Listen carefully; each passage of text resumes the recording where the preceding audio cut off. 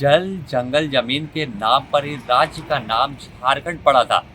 लेकिन झारखंड को जैसे ही अलग राज्य का दर्जा मिला, यहाँ की उसी खनिज संपदाओं को, चाहे वह जंगल हो, पहाड़ हो और जमीन को, यहाँ के अधिकारी और कुछ रसूखदार लोग हड़पने में लग गए, उसे घोटाला करने में लग गए।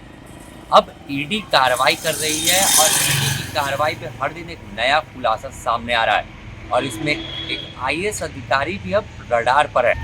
बता दें कि झारखंड की राजधानी रांची में बड़े पैमाने पर जमीन का घोटाला किया गया है। फर्जी तरीके से दस्तावेज को बनाकर किसी की जमीन किसी के नाम पर ट्रांसफर कर दी गई है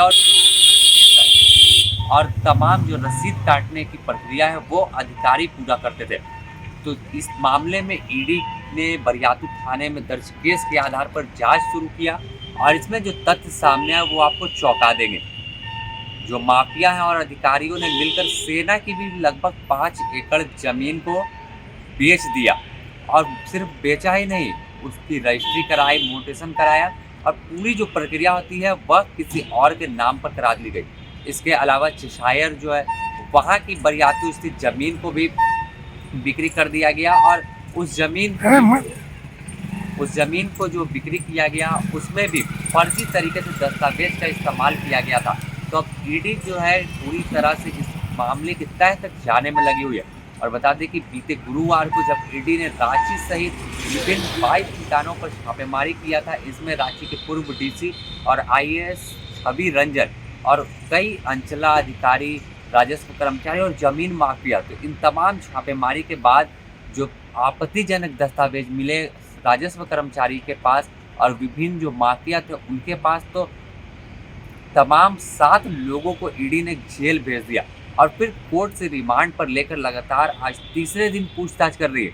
और इस पूछताछ में हर दिन एक नया सुराग जो है वह सामने आ रहा। उसी कड़ी को जोड़ने के लिए, उन जो जानकारी जुटाई उस जानकारी की कड़ी को मिलाने के लिए अब रांची के पूर्व उपायुक्त छवि रंजन और बंगाल के रजिस्ट्री ऑफिस से जुड़े अधिकारियों को समन जारी कर बुलाया गया है। बता दें कि छवि रंजन को 21 तारीख को रांची के ईडी दफ्तर में हाजिर होना है और उनसे कड़ी पूछताछ की जाएगी। उनसे ईडी के अधिकारी सवाल पूछेंगे कि आखिर इतने बड़े पैमाने पर आपके उपायुक्त रहते हुए जमीन की हेराफेरी चल रही थी और जिस तरह से क्लू मिल रहे हैं, लिंक मिल रहे हैं, कहीं ना कहीं आप तक तमाम जो इशारे हैं घोटाले के वह जा रहे हैं। तो इस पर छवि रंजन कहीं ना कहीं सवाल में फंसते हुए नजर आएंगे।